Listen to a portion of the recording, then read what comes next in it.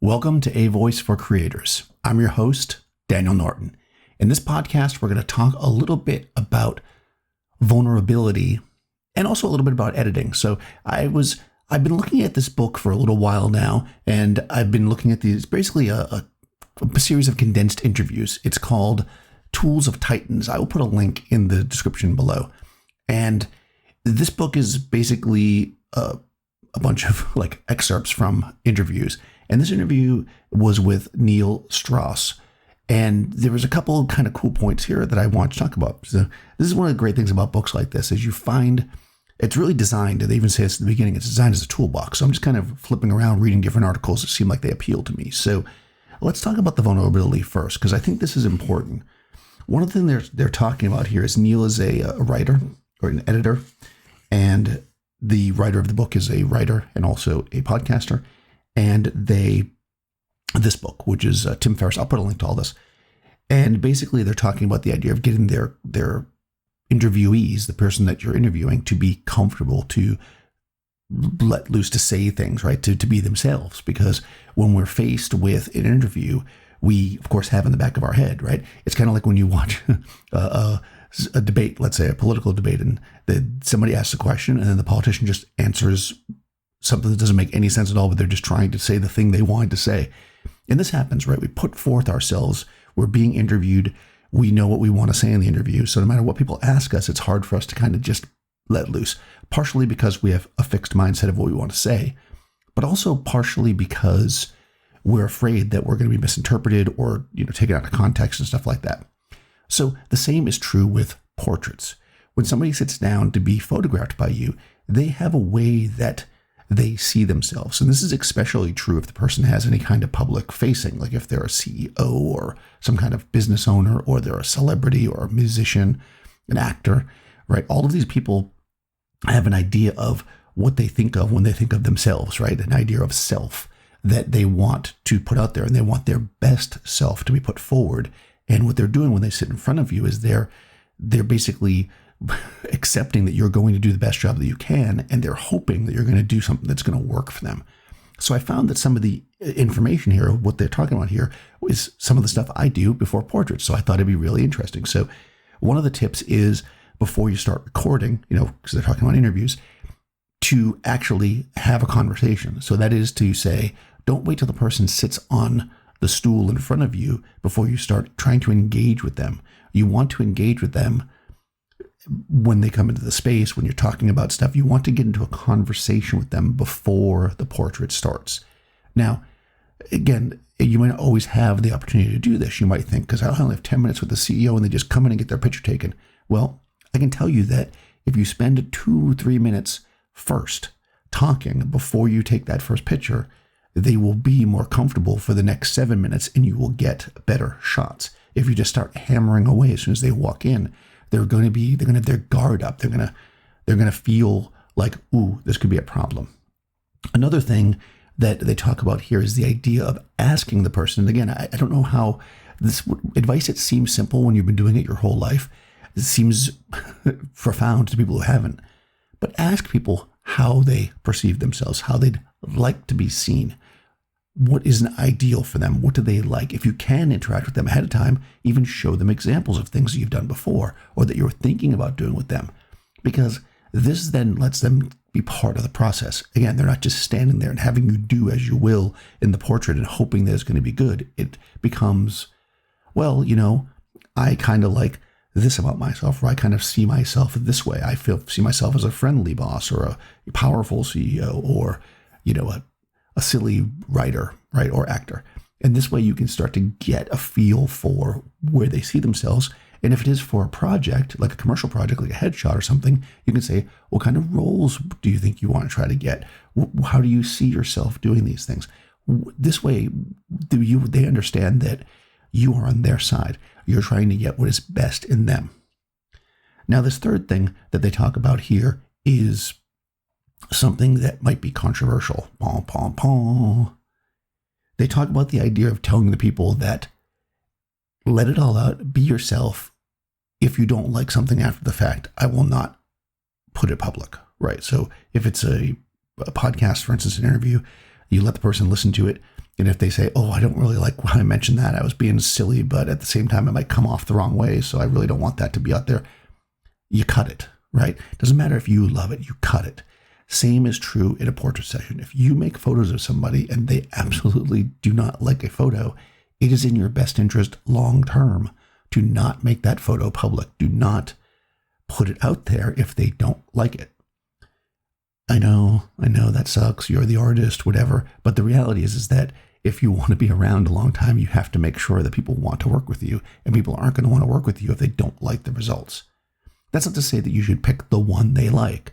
But if there is something very specific, like you catch them in an off moment and you're just like, oh, that's so great, that really captures this, and they say, oh, absolutely not, that I look terrible there, I do not want that picture out there, then don't do it. Don't do it. Especially if it's a format where it can be, easily erased or not used. For me, sometimes when I'm, let's say, live streaming, right, for Adorama, there's no choice, right? Every picture I take immediately appears. And we discuss that ahead of time. The models know that whatever they do is going to be on cameras. There's no take backs. That's why I often make the joke when I'm doing live streams, oh, we'll edit that out, because clearly it's not getting edited out, right? Because it's live. But when somebody's comes to my studio for a portrait, they always have first choice of anything that they just don't want to be out there.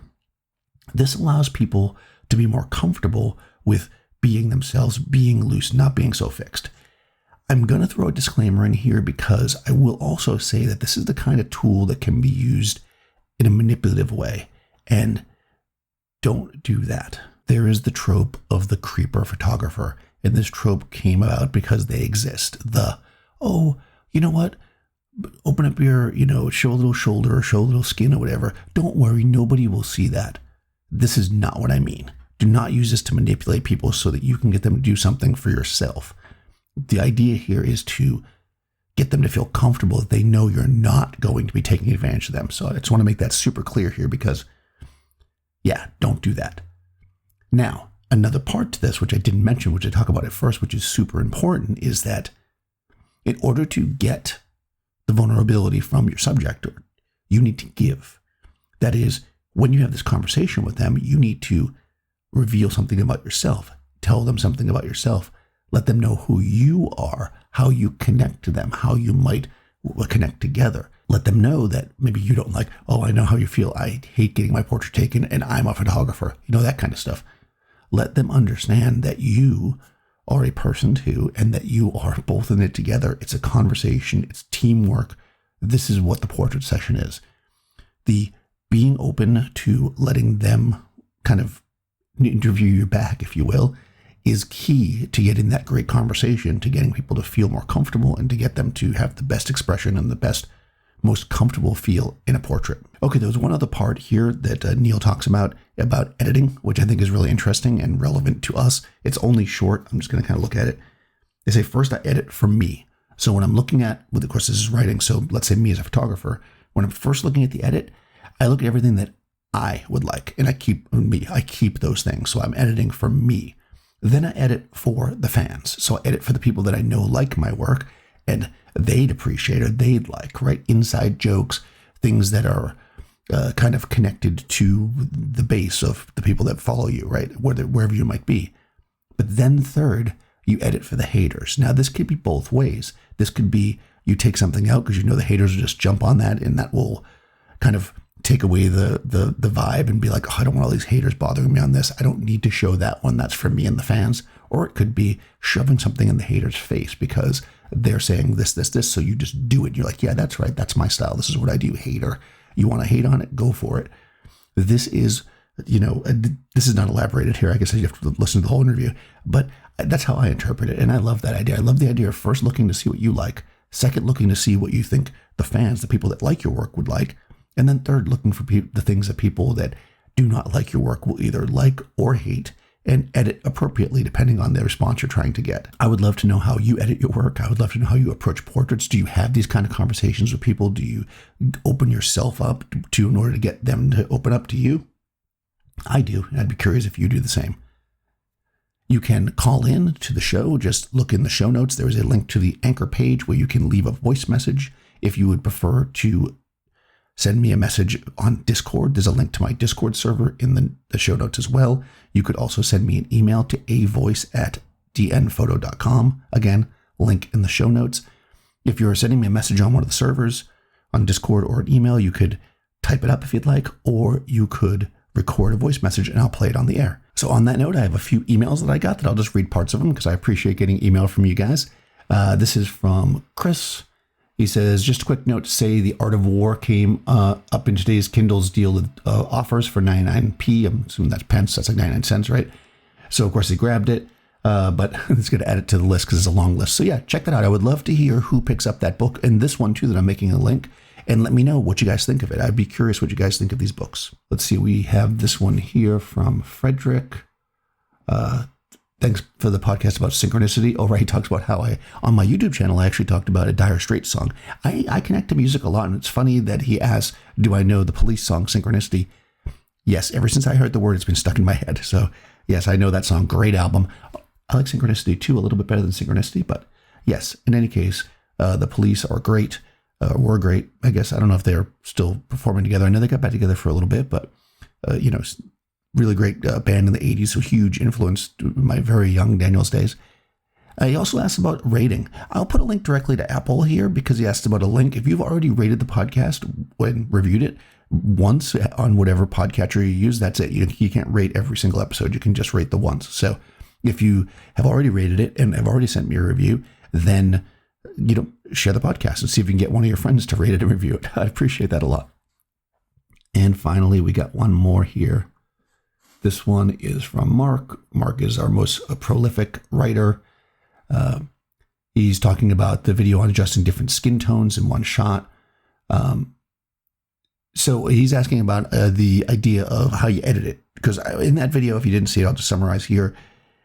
I talk about the concept that people have there. For some reason, they think that they need to make changes to their camera when they have multiple different skin tones, like especially extreme ones, like very, very light skin to very, very dark skin in a shot, or a very, very light skinned person against a very dark background, a very dark skinned person against a very light background, that kind of stuff. But I will put forth, and I've shown it many times in live videos, that if you light the situation, then it shouldn't matter. As long as you light everybody evenly, you should get a good result. But I do talk a little bit about editing it if you don't have total control of your light and setting a camera profile.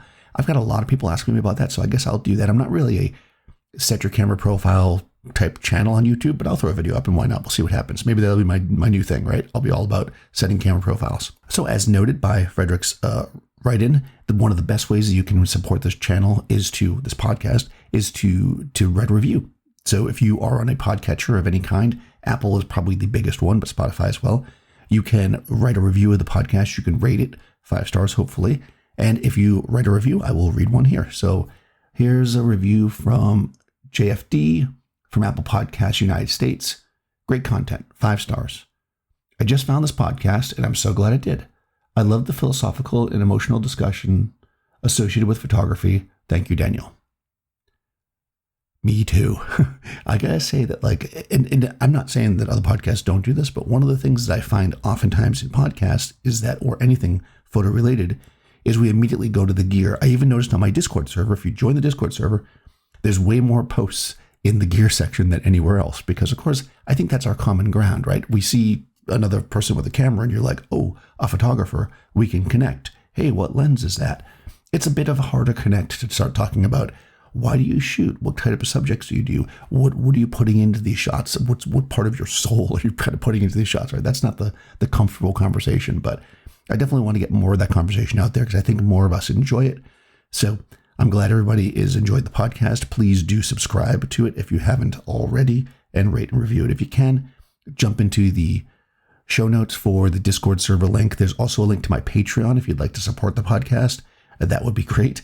And just sharing it around is one of the best ways you can support it. So if you are listening to the podcast and you enjoy it, share it with a few friends that you think might be interested. I'd love to get more and more people listening and becoming involved in these conversations. I'll talk to you soon.